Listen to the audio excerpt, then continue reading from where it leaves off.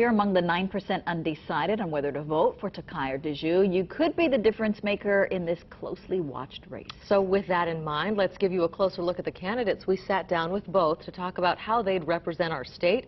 You'll see here there are some clear differences. Despite being from opposing parties, former Congressman Charles Djou and State Representative Mark Takai have plenty in common. Both have spent much of their lives in politics.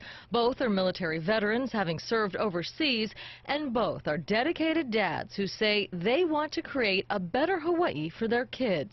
I have a lot of energy, excitement, enthusiasm. I care very, very deeply about the people of Hawaii. I'm a very hard worker, you know.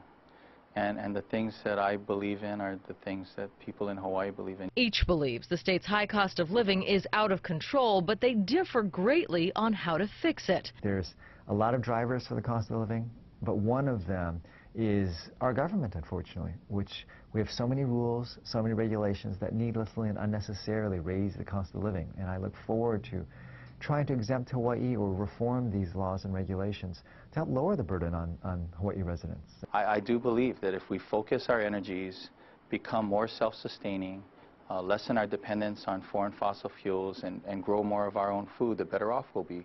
I mean, it's $9 billion we export every year to bring in food and fuel. Can you imagine if we we're able to just hold on to a couple $billion?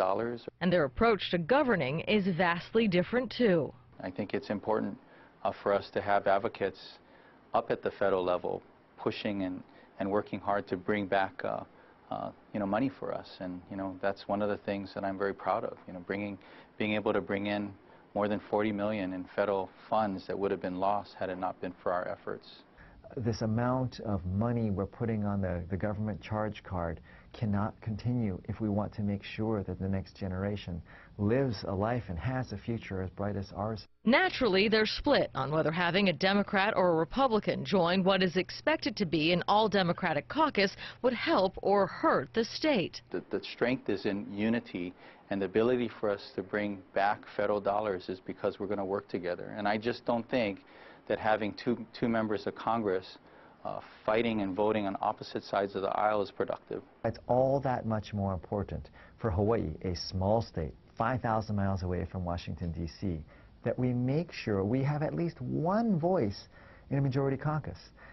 With the Republicans poised to retain control of the House of Representatives here, we put in a delegation of all freshmen and all minorities. Our voices are going to be very, very easy to isolate and ignore. And ultimately, each believes that he is the best man for the job. I'm the moderate, I'm the centrist, I'm the person that has brought people together and work on creating partnerships.